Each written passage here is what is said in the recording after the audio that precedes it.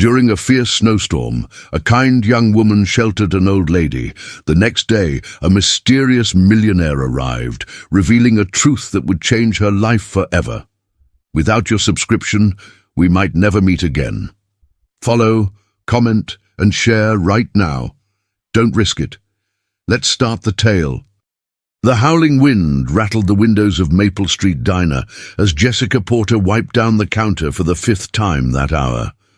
Outside, Burlington, Vermont had disappeared under a veil of white, the worst blizzard in decades, transforming the quaint town into an Arctic wasteland.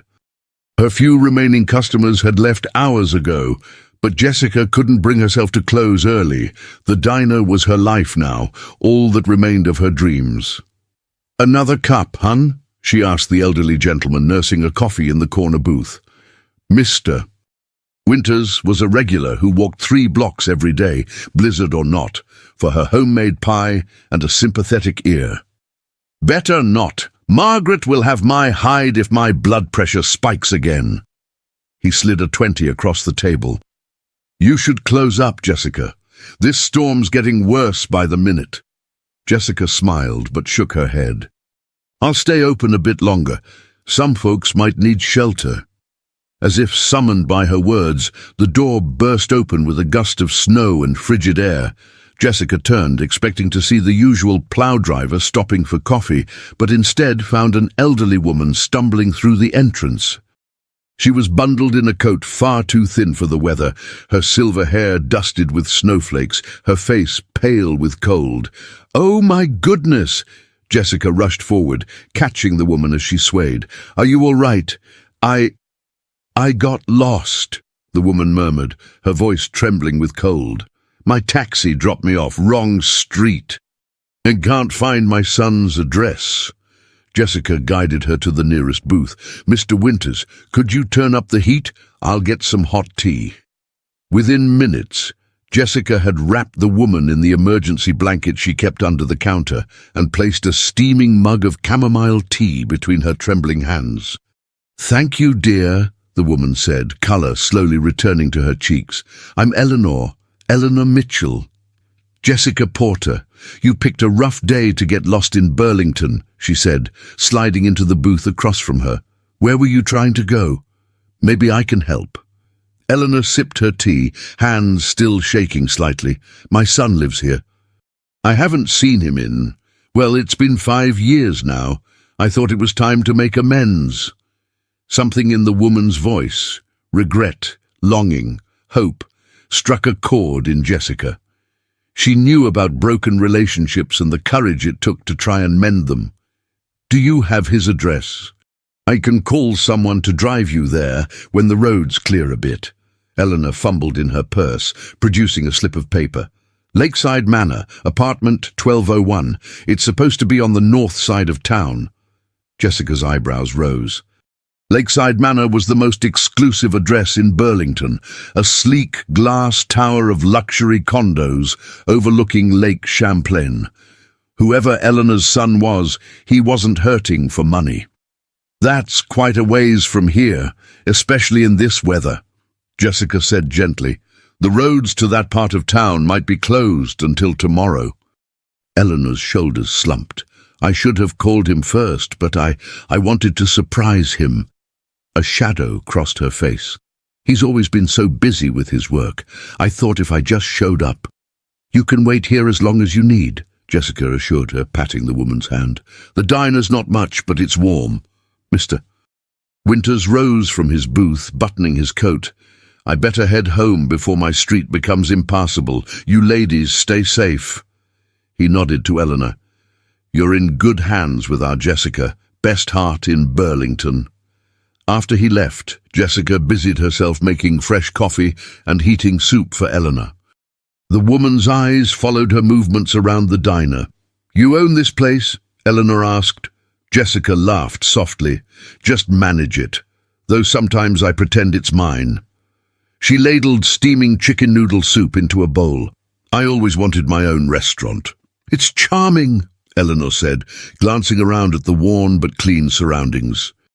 The diner had seen better days, But Jessica kept it spotless, the red vinyl booths gleaming, the chrome fixtures polished to a shine. "It pays the bills," Jessica replied, setting the soup before Eleanor. "And I like the people. Everyone has a story." Eleanor studied her with surprisingly sharp blue eyes. "And what's your story, dear?" "A smart, kind young woman like you. Shouldn't you be running your own place by now?" Jessica's smile faltered slightly. Life took some unexpected turns. She smoothed her apron, avoiding Eleanor's gaze. "But that's ancient history. Eat your soup before it gets cold." As the afternoon wore on, the storm intensified. Jessica called her boss to explain she was staying open as emergency shelter, then made up a makeshift bed for Eleanor in the back office. The older woman had grown tired, the journey and cold taking their toll. "I should call my son," Eleanor murmured, as Jessica helped her to the small couch. "He'll be worried if he checks his security cameras and sees I've arrived but not made it to his building." Jessica raised an eyebrow. "Security cameras? Ethan is cautious about his privacy. He has the building notify him of visitors." Jessica handed her the diner's phone. "Call him. Let him know you're safe." Eleanor dialed, her expression anxious. After several rings, she sighed. Voicemail. Again. She left a brief message explaining where she was, then handed the phone back to Jessica. "He's probably in a meeting. Ethan practically lives at his office." "What does he do?" Jessica asked, helping Eleanor settle on the couch. "He runs Mitchell Innovations, created some software that changed everything, apparently." Eleanor's voice held a mixture of pride and sadness. "He was always brilliant, even as a boy. Too smart for his own good sometimes." Jessica froze. Mitchell Innovations was one of the largest tech companies in the Northeast. Its CEO, Ethan Mitchell, was infamous in business circles for his ruthless acquisitions and demanding leadership style. His face regularly graced the business section of newspapers, always with the same stern expression, never smiling. "Your son is Ethan Mitchell?" she asked, unable to keep the surprise from her voice. Eleanor nodded, pulling the blanket Jessica offered around her shoulders. "You've heard of him?" "Everyone in Vermont has heard of him," Jessica said carefully. She didn't add that most of what she'd heard wasn't flattering. Ruthless, cold-hearted, impossible to work for. These were the whispers that followed Ethan Mitchell's name. "He wasn't always like whatever you've heard," Eleanor said softly, as if reading Jessica's thoughts. "After his father died, something changed. He built walls, pushed people away, even me." Her eyes grew distant. "Especially me." Jessica felt a pang of sympathy. Whatever Ethan Mitchell was now, he had once been someone's little boy. Someone who apparently still inspired his elderly mother to brave a blizzard for reconciliation. "Rest now," she said gently. "I'll be right outside if you need anything." As Eleanor drifted off to sleep, Jessica returned to the empty diner. The snow continued to fall in thick, hypnotic sheets, piling against the windows. She should be frightened by the intensity of the storm, worried about power outages or frozen pipes, but instead she felt an odd sense of peace. For the first time in years, she had nowhere else to be, no one demanding her time or attention. Just an empty diner, a sleeping woman, and the quiet hush of snow blanketing the world. Jessica was wiping down tables when headlights cut through the swirling snow outside. A massive black SUV pulled up to the curb, its tires crunching through the accumulated drifts. A tall figure emerged, battling against the wind as he made his way to the diner's entrance. When the door opened, Jessica found herself face to face with the last person she expected to see that night. Ethan Mitchell stood in her doorway, snowflakes melting in his dark hair, his expensive coat dusted with white. His face, so familiar from news photos, was even more striking in person. All sharp angles and intensity, blue eyes the exact shade of Eleanor's, scanning the empty diner until they locked on Jessica. "I'm looking for Eleanor Mitchell," he said without preamble, his deep voice clipped and businesslike.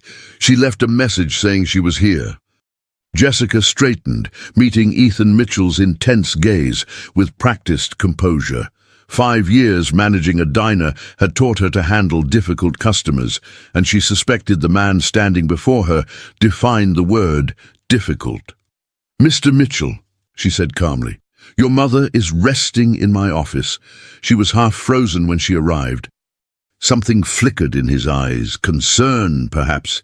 It disappeared so quickly, Jessica wondered if she'd imagined it. "Take me to her." Not a request, a command. Jessica crossed her arms. "She's sleeping." The cold and stress exhausted her. "I didn't drive through a blizzard to be told I can't see my own mother." His voice remained level, but ice crept into his tone. "And I didn't risk staying open in this storm to have someone barge in and disturb an elderly woman who needs rest." Jessica matched his tone exactly, tilting her chin slightly. "She's safe, she's warm, she'll be thrilled to see you when she wakes." For a moment, they stood locked in silent confrontation. Jessica could practically see the wheels turning behind those piercing blue eyes, likely calculating the fastest way to get what he wanted. She'd met men like Ethan Mitchell before, men who viewed the world as a series of transactions and people as either assets or obstacles. To her surprise, he exhaled slowly and nodded once. "Fine. May I at least look in on her?" "Of course." Jessica led him through the diner to the small office in back. "Quietly, please." Ethan followed, his footsteps soundless despite his size. Jessica opened the door just enough for him to see Eleanor sleeping peacefully on the office couch, wrapped in blankets, color returned to her cheeks. "She was trying to surprise you," Jessica whispered. "Got lost in the storm. Your address was in her purse." Ethan studied his mother's face, his expression unreadable. "She didn't tell me she was coming." "Families are complicated," Jessica replied simply, closing the door. Back in the diner, she gestured to a booth. "Coffee? You look like you could use some warmth, too." He seemed about to refuse, then glanced out at the worsening storm. "Thank you." Jessica poured 2 cups, sliding one across the table as she sat opposite him. She watched as he removed his expensive wool coat, revealing a charcoal suit that probably cost more than she made in 3 months.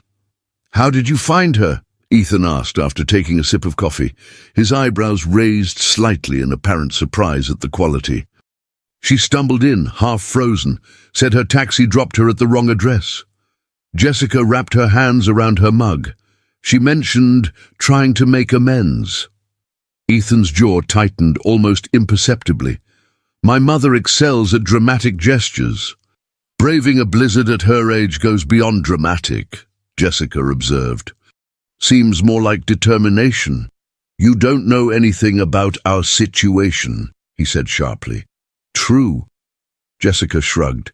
"But I know she could have died out there trying to find you. That says something." Ethan studied her with new interest. Most people tiptoed around him, intimidated by his reputation or dazzled by his wealth. This diner manager spoke to him like an equal, like his title and bank account meant nothing. "Do you know who I am?" he asked suddenly.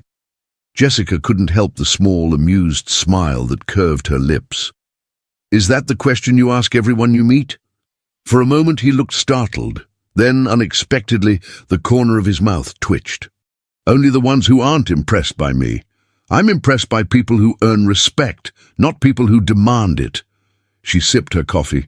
"But yes, your mother mentioned you run Mitchell Innovations.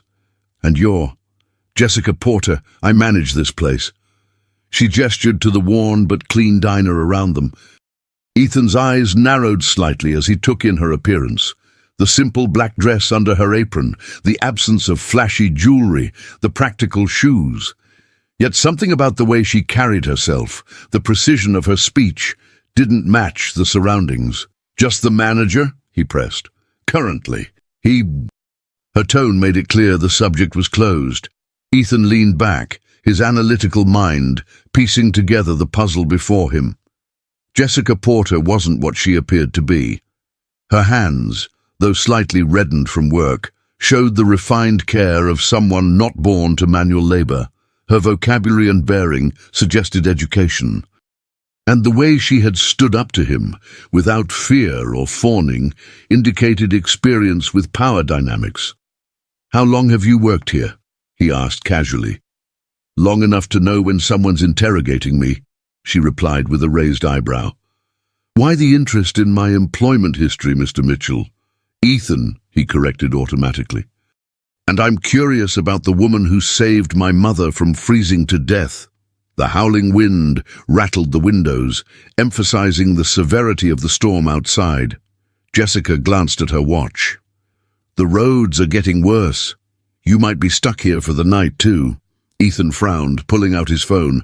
"I have a driver waiting." Even four-wheel drive has limits in this weather. The plows have stopped running until morning.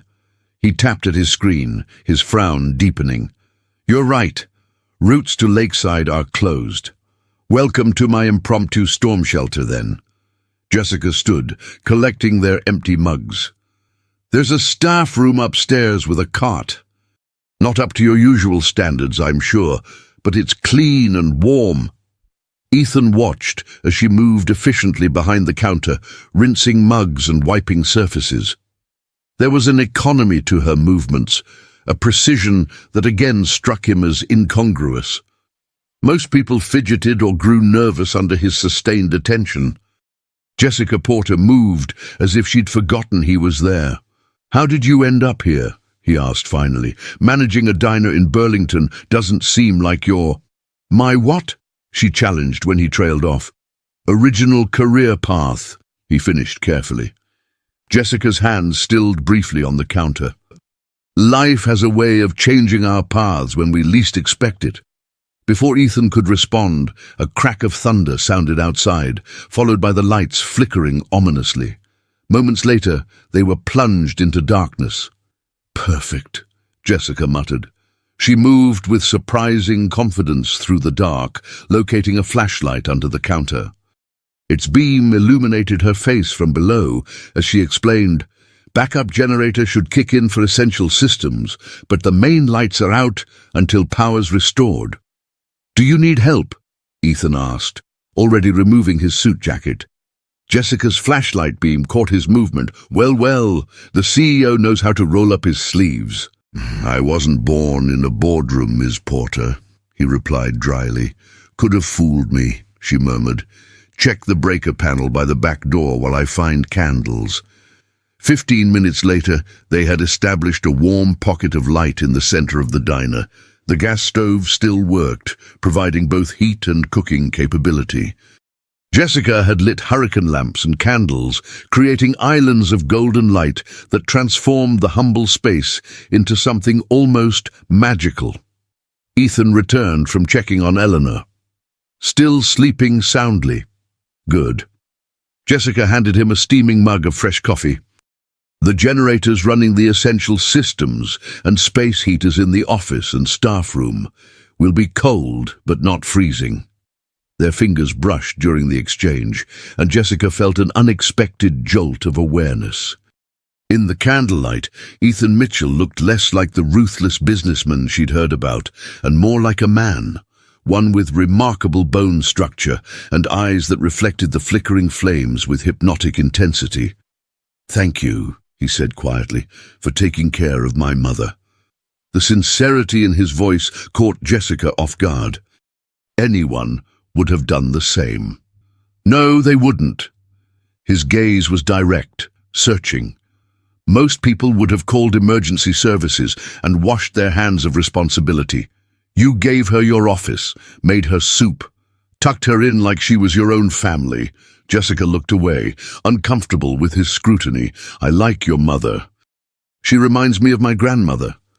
"Who were you before this, Jessica Porter?" Ethan asked suddenly, before diners and soup and small-town hospitality. The question hung between them, heavy with implications. Jessica's expression closed, her posture subtly shifting. "Someone who learned the hard way that not all successful men have integrity," she replied finally, her voice soft but steel-edged. "Now, if you'll excuse me, I should check our supplies. It might be a long night." As she turned away, Ethan caught her wrist gently. The touch sent another current between them, this one charged with something deeper than mere physical awareness. "I've offended you," he said, releasing her immediately when she stiffened. "That wasn't my intention." Jessica looked down at her wrist, then back to his face.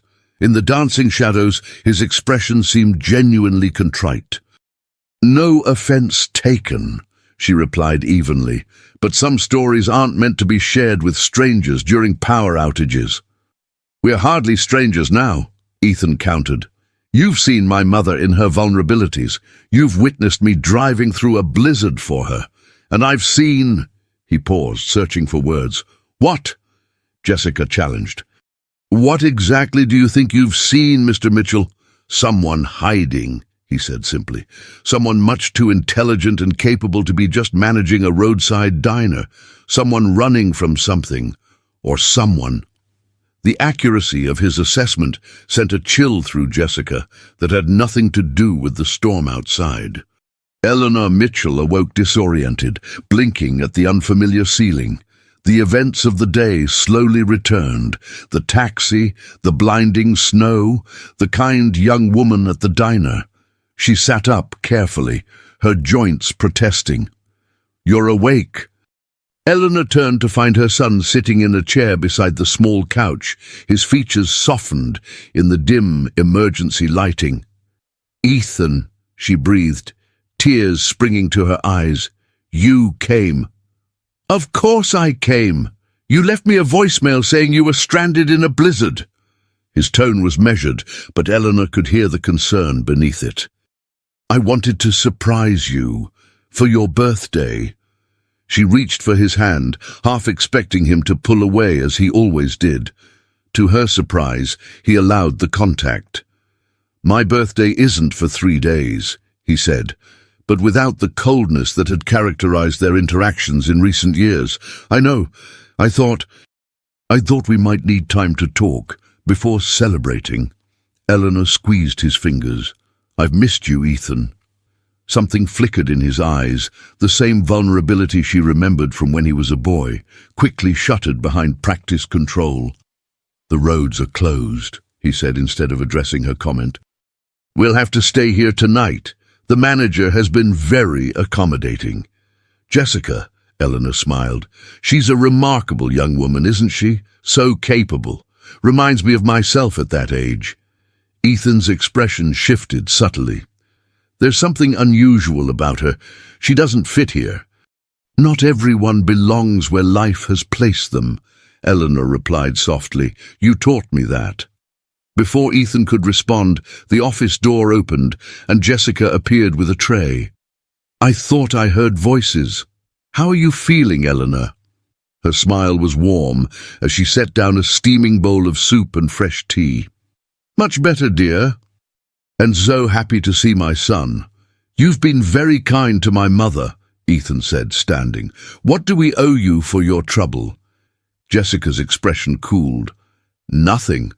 Contrary to what you might believe, Mr. Mitchell, not everything has a price tag." Eleanor glanced between them, sensing tension. "Jessica, please call him Ethan." "And Ethan, stop trying to throw money at every situation."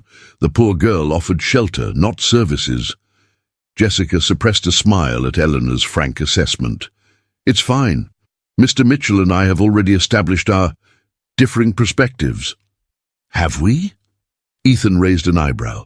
"I thought we were just getting acquainted." Semantics," Jessica replied with a dismissive wave. "Eleanor, the bathroom is down the hall if you need it. The power's out, but we have emergency lighting and the heat is working." "Thank you, dear." Eleanor's sharp eyes hadn't missed the charged atmosphere between her son and the young manager. "Perhaps you could show Ethan where he'll be sleeping while I freshen up." Jessica nodded, though her expression suggested she'd rather show Ethan the door. "This way, Mr. Mitchell." She led him upstairs to a small room containing a desk, a mini-fridge, and a narrow cot. "Staff break room. Not exactly the penthouse, but it's the best I can offer." Ethan surveyed the humble space without comment. "And where will you sleep?" "I'll take one of the booths downstairs. I want to stay near the main entrance in case anyone else needs shelter." He frowned. "Take the cot. I'll sleep in a booth." "I'm not giving the CEO of Mitchell Innovations a backache on my watch," Jessica retorted. "The last thing I need is a lawsuit because you couldn't properly code after sleeping on vinyl upholstery." Despite himself, Ethan felt his lips twitch. "Is that your professional assessment?" "Just practical risk management." She turned to leave, but he stepped into her path. "Why do I get the distinct impression you're trying to avoid being alone with me?" he asked, his voice lower than before. Jessica met his gaze evenly. "Because you're used to women seeking your company, not avoiding it?" "Touché." He smiled then, a genuine smile that transformed his features from merely handsome to devastating. "But that doesn't answer my question. I have a diner to manage during a power outage and blizzard. Entertaining you isn't on my priority list." "Entertaining me?" Ethan echoed, stepping closer.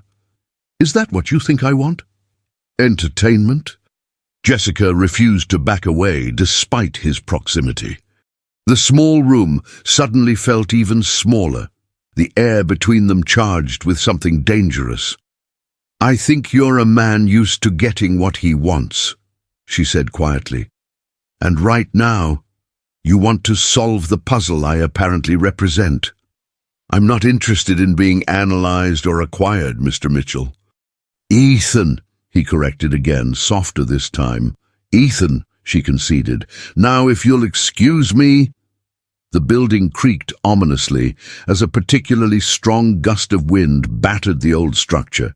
Jessica instinctively reached out to steady herself, her hand landing on Ethan's chest. Through the fine material of his shirt, she could feel his heart beating, fast, like hers.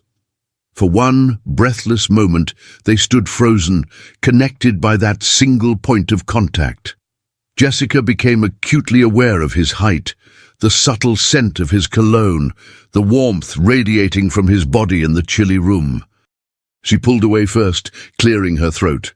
"I should check the generator." Downstairs, Jessica found Eleanor arranging blankets in one of the booths. "You don't have to do that," she protested. "Nonsense, I'm not an invalid." Eleanor smoothed the blanket with practiced hands. "Besides, it gives me something to do while you and my son circle each other like wary cats." Jessica felt heat rise to her cheeks. "I don't know what you mean." "Of course you don't." Eleanor's smile was knowing. "He's difficult, my Ethan. Life made him that way, but there's a good heart underneath all that armor." "Mrs. Mitchell." "Eleanor, please." "Eleanor, whatever you think you observed between your son and me, I assure you it's nothing. We're strangers who happen to be trapped by a storm." "Fate has interesting methods," Eleanor replied cryptically. "Now tell me more about yourself, Jessica. What brought you to this charming little diner?" Jessica busied herself adjusting candles. "It's not an exciting story." "I disagree," came Ethan's voice as he descended the stairs. "I think it's probably very exciting." Jessica shot him a warning glance. "Your mother needs rest, not my life history."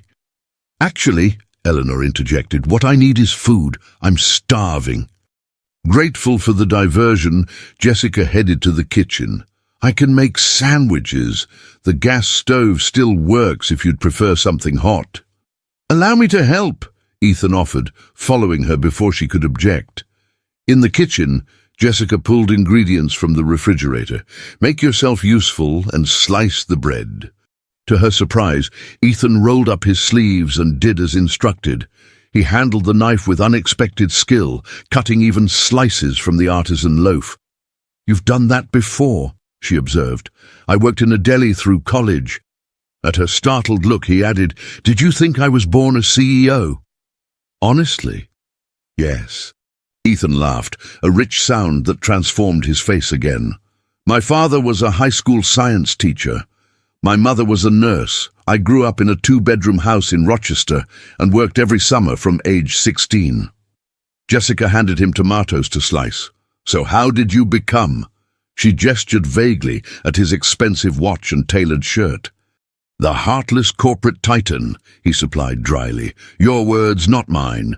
I created an algorithm that revolutionized supply chain management while still in grad school, built a company around it, made some good decisions, some brutal ones." He deftly arranged the tomato slices on the bread. "The rest is business history." And somewhere along the way, you stopped speaking to your mother," Jessica added softly. Ethan's hands stilled. "That's a complicated situation. Family usually is." Jessica turned to the stove, stirring a pot of soup she'd set to warm.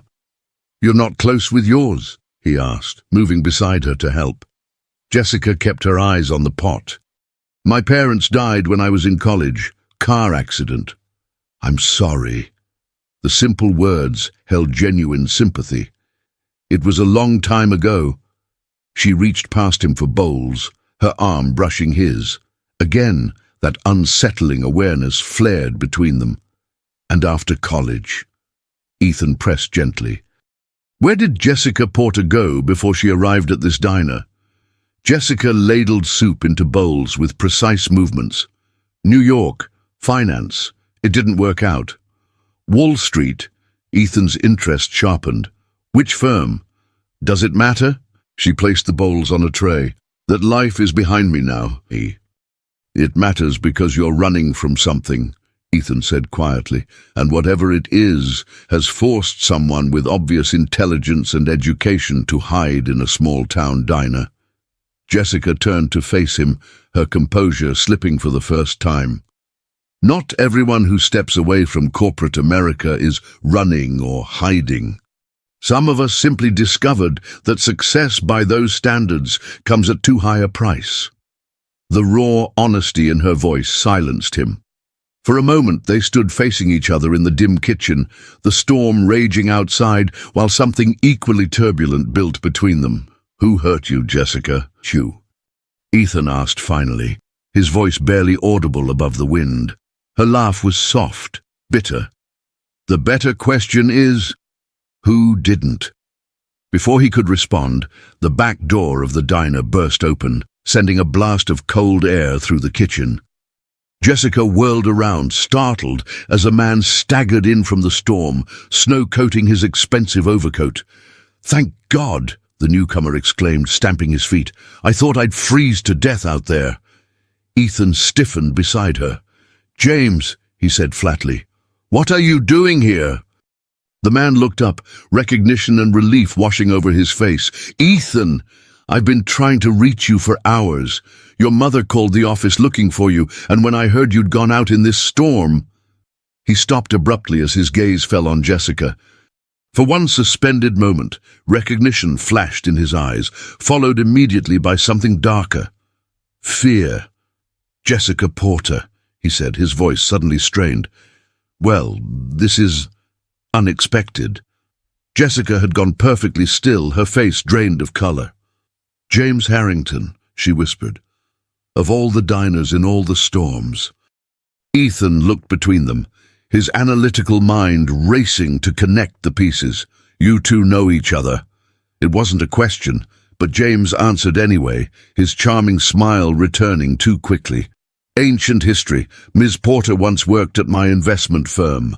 He extended his hand. "Small world, isn't it?" Jessica stared at the offered hand like it was a venomous snake. "Very small," she agreed, not moving to take it, "and getting smaller by the minute." The kitchen seemed to shrink around them, the air suddenly thick with tension. Ethan looked between Jessica and James, noting the rigid set of Jessica's shoulders and the forced casualness in James's smile. "Ms. Porter was one of our brightest analysts," James continued smoothly when the silence stretched too long. "Left quite suddenly, as I recall." "I had my reasons," Jessica replied, her voice steady despite the pallor of her face. "Compelling ones." James removed his snow-dusted coat, hanging it as if he owned the place.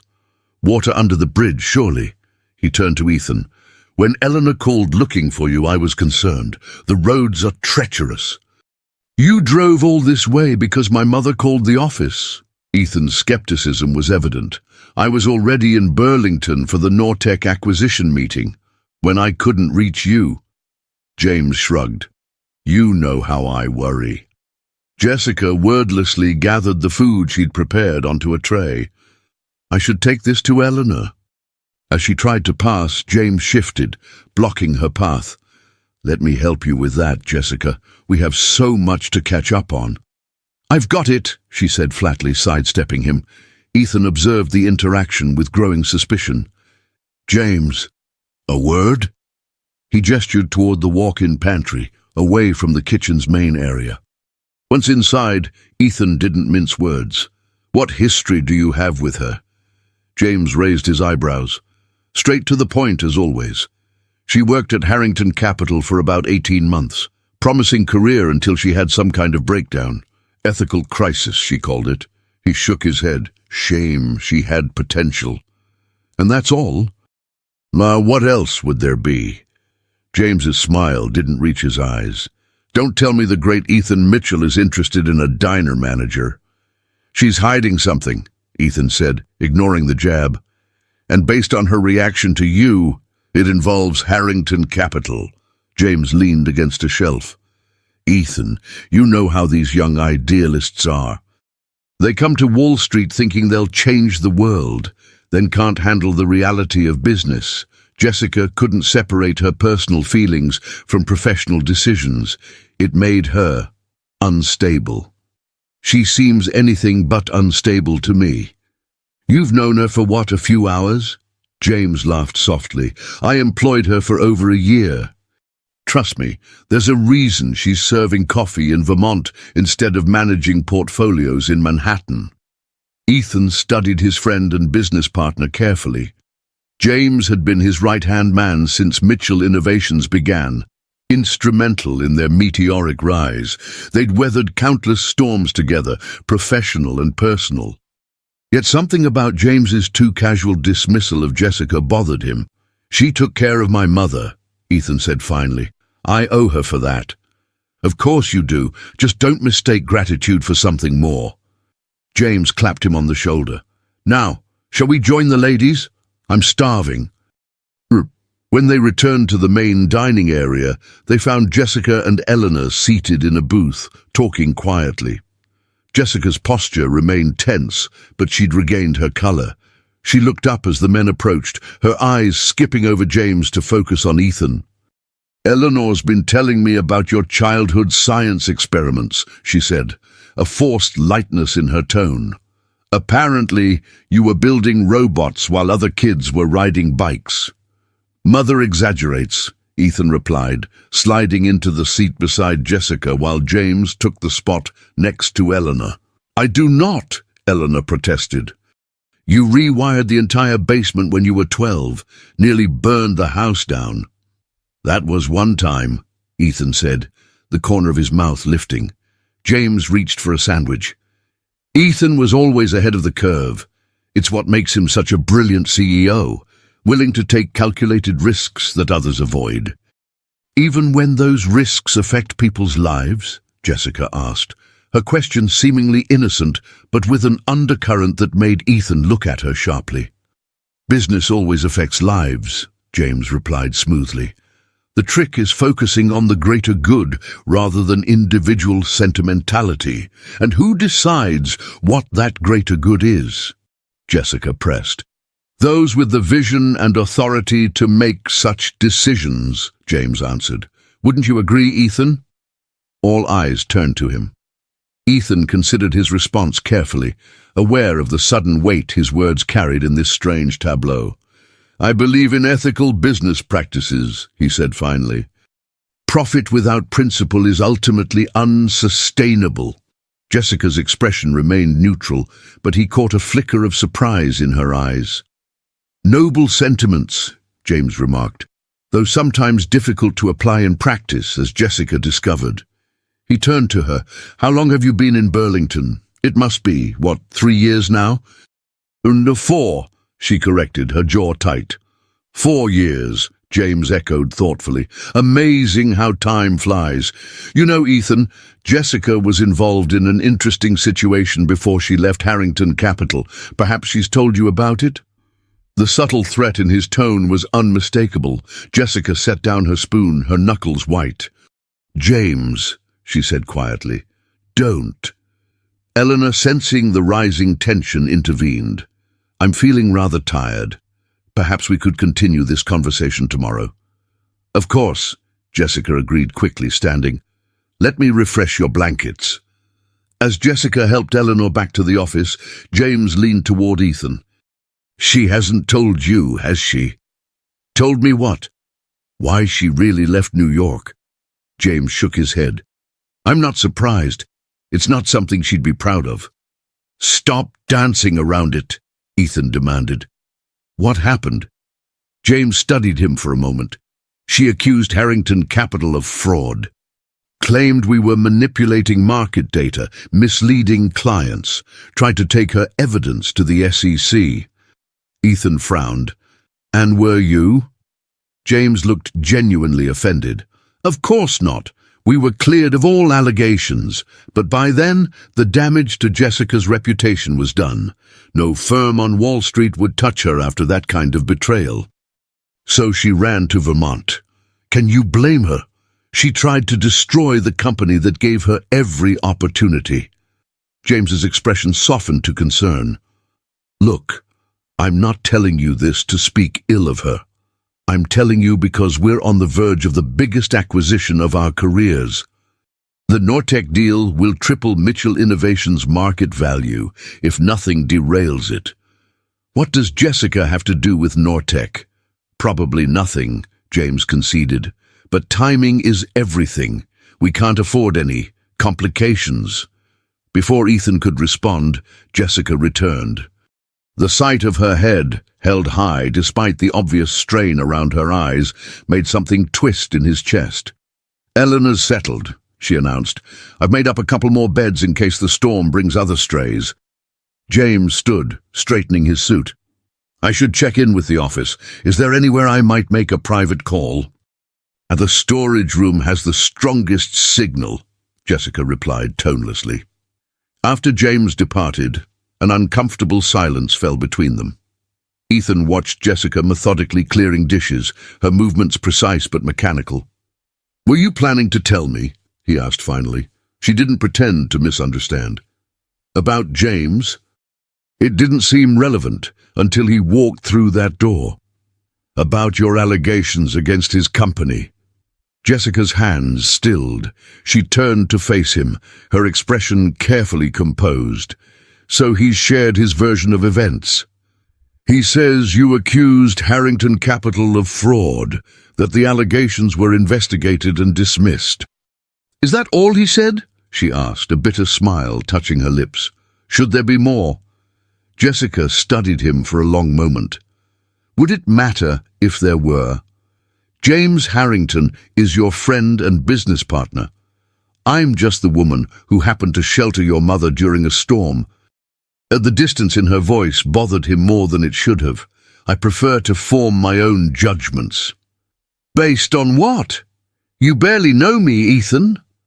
"I'm a good judge of character." "So was I once." She turned back to the dishes. "Look how that worked out for me." Ethan stepped closer, invading her space until she was forced to face him again. "Tell me your side." "Why?" "So you can decide which of us is lying." She shook her head. "I don't need to justify myself to you." "Damn it, Jessica! He caught himself lowering his voice. I'm trying to understand. No, you're trying to protect your business interests. Her eyes flashed with sudden anger. James made sure to mention your big acquisition, didn't he? Warned you that I might be a complication. Ethan's silence confirmed her suspicion. That's what I thought. She moved to step around him, but he caught her arm. What did you find at Harrington Capital?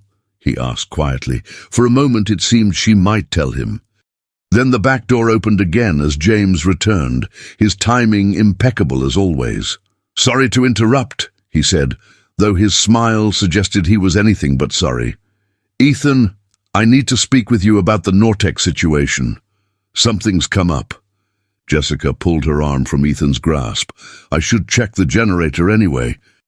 As she disappeared into the back, James handed Ethan his phone. You should see this email that just came through. Ethan scanned the message, his expression hardening. This data can't be right. That's what I thought, but I've triple-checked the figures. James took the phone back. Nortec's valuation was inflated. If we'd gone through with the acquisition at the agreed price, we'd have overpaid by millions, Ethan finished grimly. At best. At worst, we could have been accused of knowingly engaging in securities fraud. James ran a hand through his hair. We dodged a bullet, Ethan. How did you find this? One of our analysts caught it. Pure luck. But it makes me wonder how many other deals might have similar issues lurking in their financial reports.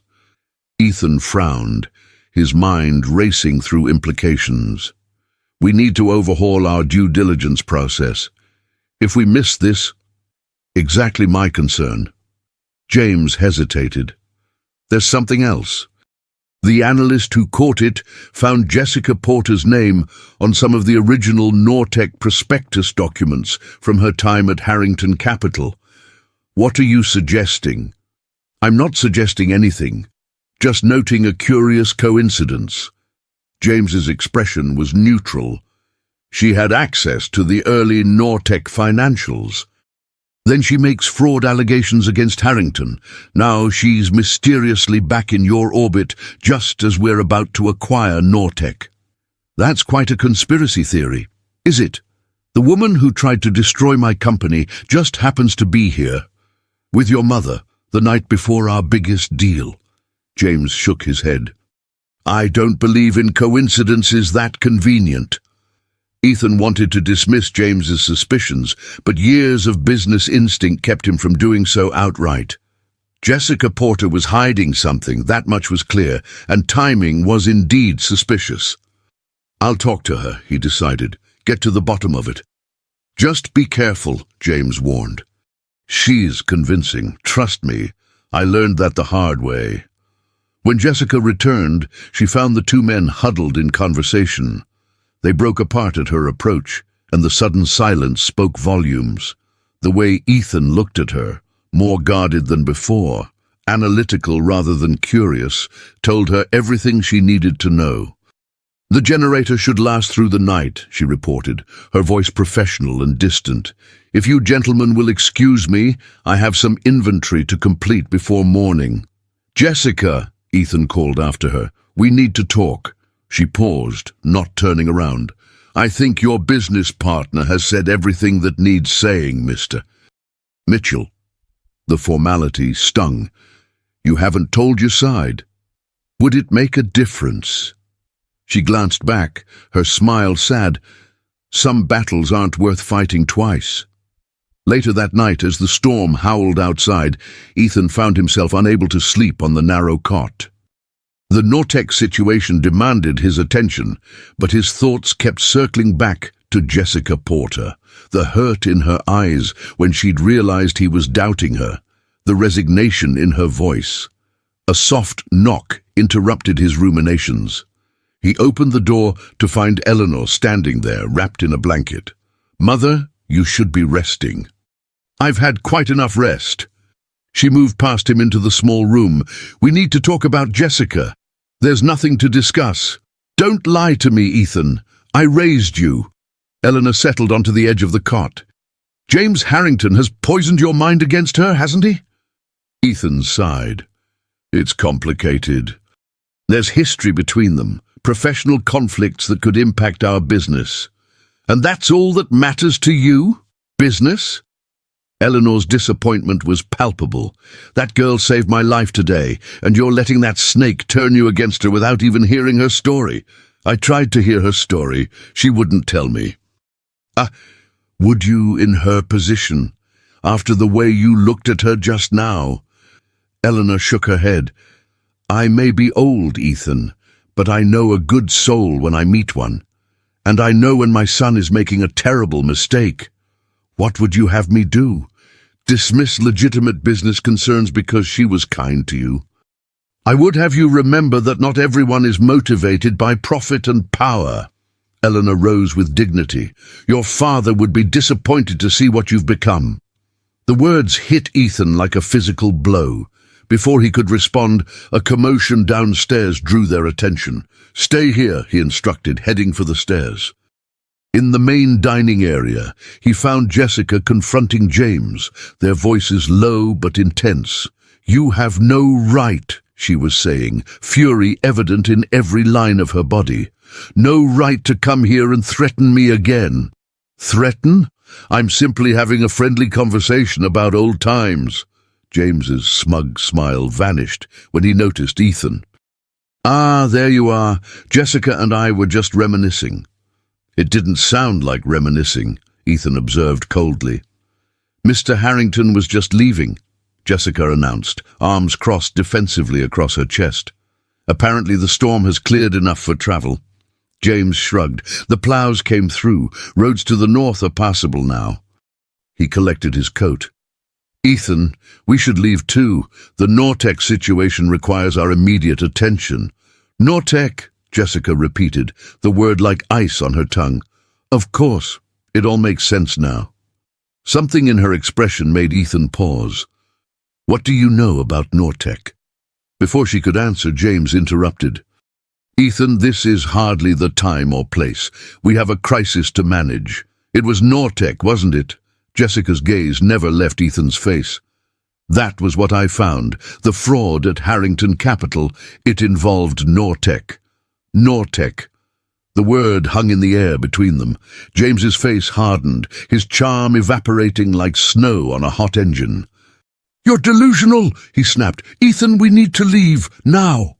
But Ethan didn't move, his eyes locked on Jessica's. Explain. Jessica straightened, years of suppressed fury and vindication coursing through her veins. 3 years ago, I discovered irregularities in Nortec's financial reports while working at Harrington Capital. Multiple reports, systematically altered to inflate their value.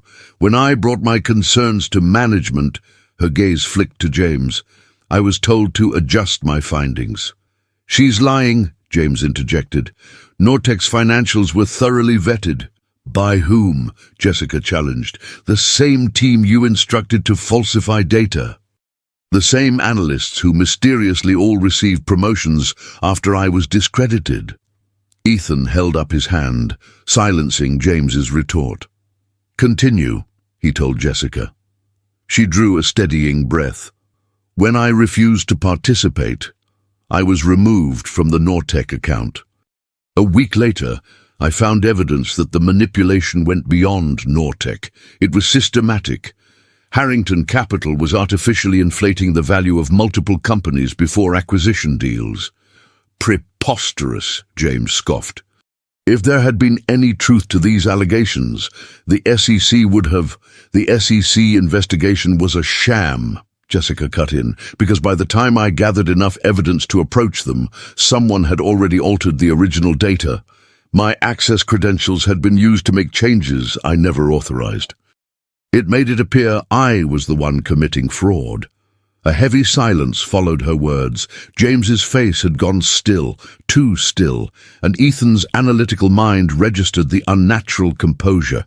Not outrage, not shock, calculation. You were set up, Ethan said quietly. Yes. Jessica's eyes never left his. By the time I realized what had happened, I'd been fired for ethical violations. Blacklisted from every financial institution in New York. My former colleagues were warned not to associate with me. My reputation was destroyed. So you ran, Ethan concluded. I didn't run, Jessica corrected, chin lifting. I was pushed out.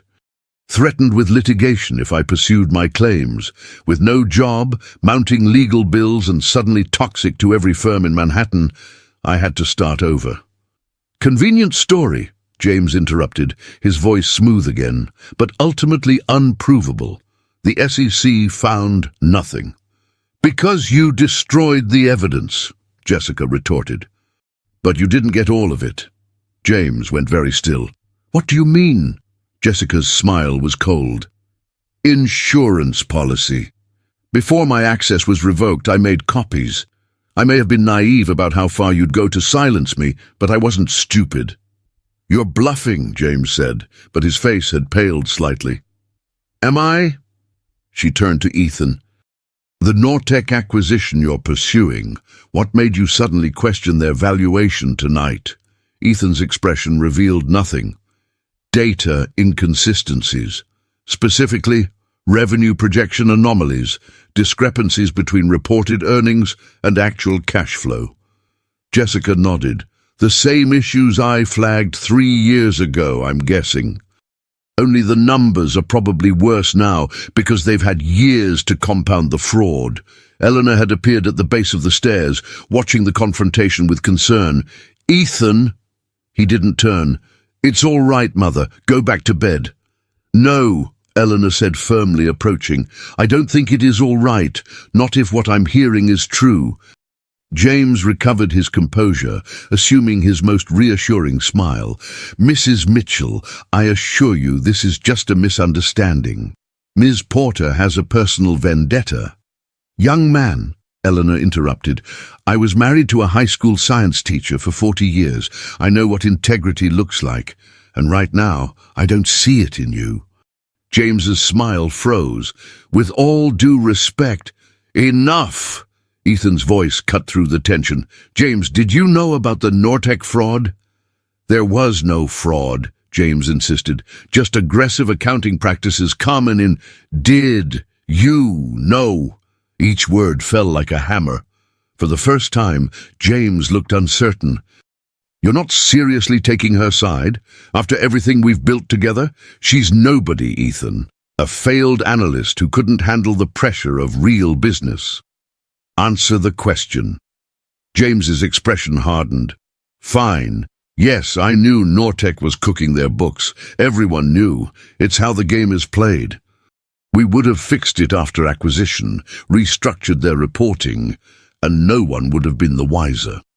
Except the shareholders who would have paid an inflated price, Jessica pointed out. The employees who would have lost jobs in the restructuring.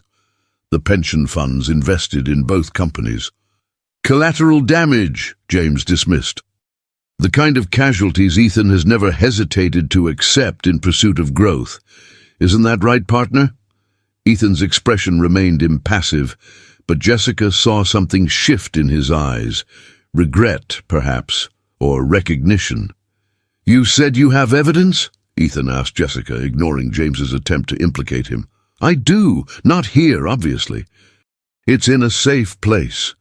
Alleged evidence, James corrected, which conveniently can't be produced right now.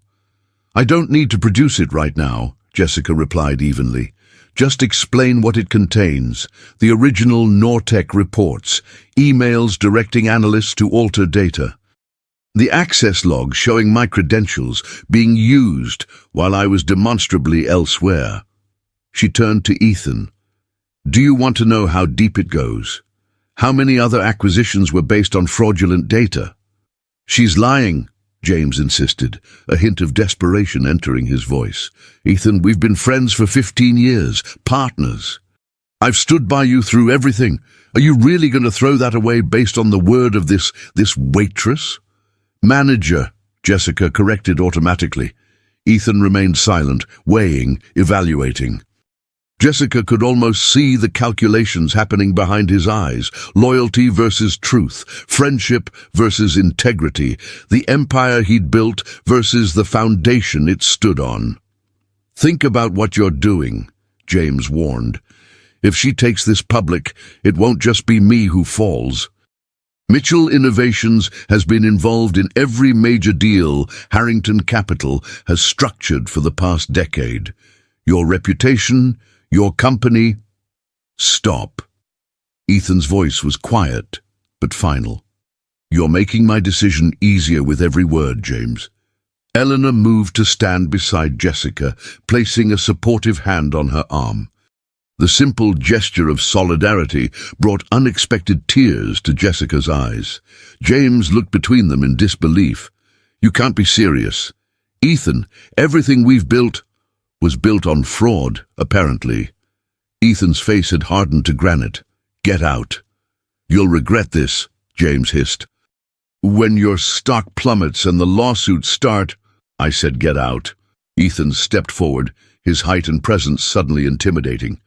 "Now, before I call the authorities and have this conversation in front of witnesses with badges." For one tense moment it seemed James might refuse. Then, with deliberate calm, he straightened his coat. "This isn't over," he said quietly. "Not by a long shot." After James stormed out, the diner fell into heavy silence. Jessica realized she was trembling, adrenaline and relief and lingering fear coursing through her veins. "I should check if he's actually left," she murmured, needing a moment alone to compose herself. "Let him go," Ethan replied, still watching the door. "We have bigger concerns now." Eleanor squeezed Jessica's arm gently. "I'll make us some tea. This seems like a conversation that needs tea." When Eleanor had bustled off to the kitchen, Ethan finally turned to face Jessica. His expression was unreadable. "You've had this evidence for 3 years," he said. "Why didn't you use it?" Jessica sank into a booth, suddenly exhausted. "I tried. No one would listen. James had thoroughly discredited me, and Harrington Capital had resources I couldn't match. Then there were the threats." "What threats?" "At first, just professional ones. Then more. Personal." She looked down at her hands. "One night, someone broke into my apartment. Nothing was taken, but my files were clearly searched. The next day, I received a photo of my parents' graves with a message. Some things should stay buried." Ethan's jaw tightened. "James?" "I never found proof, but the timing was persuasive." She looked up, meeting his eyes. "So I left. Started over. Tried to build a quiet life where no one from that world would find me. Until tonight," Ethan said softly. "Until tonight," she agreed. He slid into the booth across from her. "I need to see this evidence." "Why? So Mitchell Innovations can contain the damage?" The bitterness in her voice was unmistakable. "So I can do the right thing," Ethan corrected quietly. Jessica studied his face, looking for deception. "And what is the right thing, in your estimation?" "I don't know yet." His honesty was disarming. "But burying the truth isn't it." Eleanor returned with 3 mugs of tea, sliding one to each of them before joining Ethan on his side of the booth. "So," she said briskly, "my son's business partner is a criminal, and the lovely young woman who saved me from freezing to death is his whistleblower. What are we going to do about it?" The unexpected framing of their situation, so practical, so matter-of-fact, startled a laugh from Jessica. The sound surprised her. She couldn't remember the last time she'd genuinely laughed. "Mother," Ethan sighed, though the corner of his mouth twitched. "What? Am I wrong?" Eleanor sipped her tea. "I may be old, Ethan, but I'm not blind. Or stupid." "No one who's met you would ever make that mistake," Jessica said, smiling despite herself. "Then stop dancing around each other and make a plan." Eleanor set down her mug with finality. "Jessica has evidence. Ethan has influence. Between you, you can fix this mess." "It's not that simple," Ethan began. "It never is," Eleanor agreed. But doing the right thing rarely is. Jessica watched as Ethan's expression softened, looking at his mother. For all their estrangement, the bond between them was evident, a shared moral clarity that cut through complications. "The evidence is in a safe deposit box," Jessica said after a moment. "In Boston." Ethan nodded. "Once the storm clears, we'll go there, together." "And then?" she pressed. "And then we bring the truth to light. Properly this time, with resources James can't intimidate or outmaneuver. Your company will survive," Ethan finished firmly. "Mitchell Innovations is more than its partnerships. The foundations are solid, even if some of the structures built on them aren't." Eleanor beamed at her son, pride evident in every line of her face. "That's my boy." For the first time in years, Jessica allowed herself to feel hope. Fragile, but real. "It won't be easy. James has powerful friends, deep pockets." "So do I," Ethan reminded her, a spark of the ruthless businessman returning, but now directed toward a worthy target. "And unlike James, I don't have to hide from the truth." Eleanor yawned, breaking the intensity of the moment. "Well, this has been quite an evening. I think I'll try to get some more sleep before dawn." She patted Jessica's hand. "Don't worry, dear. My son can be stubborn and sometimes arrogant, but when it matters, he makes the right choices." After Eleanor had gone, Jessica and Ethan sat in companionable silence, the storm outside beginning to ease, much like the turbulence between them. "I'm sorry I doubted you," Ethan said finally. "You had reason to," Jessica acknowledged. "Loyalty to friends is admirable, even when misplaced. Not at the expense of truth." He reached across the table, his hand covering hers. "Or justice." The warmth of his touch, the sincerity in his eyes, made something shift inside Jessica. A wall beginning to crumble, a door, long closed, starting to open. "Why are you helping me?" she asked softly. "You could have left with James, protected your company, your reputation. Perhaps I'm tired of being the ruthless CEO everyone expects." His thumb traced gentle circles on her wrist. "Or perhaps I found something more important than quarterly projections and market share. In a small-town diner during a blizzard?" She smiled skeptically. "Stranger things have happened." His answering smile transformed his face, warming his eyes. "My mother would say it was fate." And what would Ethan Mitchell say? He considered her question seriously. "That sometimes we need to get lost to find what we're really looking for." Outside, the first pale light of dawn began to illuminate the snow-covered landscape. The storm had passed, leaving behind a world transformed, pristine, unblemished, full of new possibilities, much like the feelings taking root between them. 6 months later, Jessica stood before the floor-to-ceiling windows of Ethan's penthouse, watching snow drift lazily over Burlington. The view of Lake Champlain at sunset was breathtaking, painted in shades of gold and crimson. But her attention was on the headline blazing across her tablet: "Harrington Capital Executives Indicted for Securities Fraud." "Quite the anniversary gift," Ethan said, joining her at the window. He wrapped his arms around her from behind, his chin resting atop her head. 6 months isn't an anniversary," Jessica corrected, leaning back against him. "It's a milestone. 6 months since a blizzard and a lost mother changed everything," he murmured, pressing a kiss to her temple. "I'd call that worth celebrating." The past 6 months had been a whirlwind. The evidence in Jessica's Boston safe deposit box had proven devastating, not just for James Harrington, but for an entire network of financial manipulation that had infected multiple firms. The SEC investigation this time had been thorough and uncompromising, thanks in no small part to Ethan's influence and resources. Mitchell Innovations had weathered the storm, The company's stock had taken an initial hit when Ethan publicly disclosed the fraudulent practices within their partner companies, but his transparency and commitment to reform had ultimately strengthened their position. Investors respected integrity, it turned out, especially when backed by decisive action. "I still can't believe it's finally over," Jessica said, setting down the tablet. 3 years of looking over my shoulder, and now...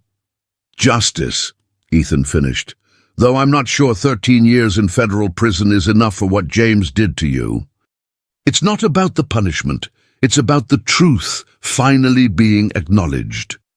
She turned in his arms to face him. "And about reclaiming my life." Ethan traced the curve of her cheek with his thumb. "Speaking of which, have you given any more thought to my offer?" After the evidence had been secured and the legal proceedings begun, Ethan had offered Jessica a position heading up a new ethics and compliance division at Mitchell Innovations. The role would leverage her financial expertise while establishing industry-leading standards for transparent business practices. "I'm still considering it," she replied, though her smile suggested otherwise. "Working for my boyfriend seems complicated." "Then make it uncomplicated," Ethan suggested, his tone casual despite the sudden intensity in his eyes. "How exactly would I do that?" "Marry me instead." Jessica froze, certain she had misheard. "What did you just say?" "I said," Ethan repeated, pulling a small velvet box from his pocket, "marry me instead." He opened it to reveal a stunning emerald ring set in platinum. "Then I'd be working for my wife, not the other way around." "How do you figure that?" Jessica asked, her voice unsteady as she stared at the ring. "Because you'd own me, heart and soul." His usual confidence wavered slightly. "You already do." Jessica looked up from the ring to his face, seeing vulnerability there she once thought impossible from the ruthless CEO she'd first met. "This is sudden." "Is it?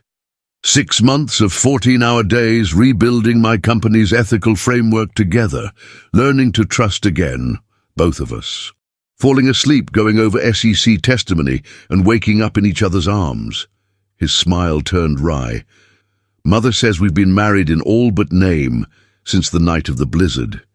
"Your mother," Jessica laughed, "is a romantic meddler." "My mother," Ethan corrected, "is never wrong, especially about what's good for me." Jessica took the ring box from his hand, studying the emerald. "Why not a diamond?" "Because you're not conventional. You're rare, valuable, and the exact color of your eyes when you're about to challenge me on something ridiculous I've said in a meeting." His smile softened. "Also, diamonds remind you of Wall Street, and I wanted something that only reminded you of us." "You've thought this through," she said, impressed despite herself. "I'm thorough," he agreed, then added with uncharacteristic uncertainty, "Jessica, you haven't answered me." She looked up at him, at this man who had transformed from the cold, ruthless CEO to someone who fought for truth and justice alongside her, who had risked his company and reputation to do what was right, who looked at her now not as a conquest or an asset, but as an equal, someone to build a life with. "Before I answer," she said carefully, "I need to know something. If I say yes, am I accepting a job as well as a proposal? Because I'm not sure." "The job offer is separate," Ethan interrupted. "Accept it, decline it, counter-offer. That's business. This," he gestured to the ring, "is personal, the only merger I care about right now." "In that case," Jessica said, slipping the ring onto her finger, "I accept. The proposal, that is. The job offer still requires negotiation." Joy transformed Ethan's face as he lifted her off her feet in an exuberant embrace. "I wouldn't expect anything less."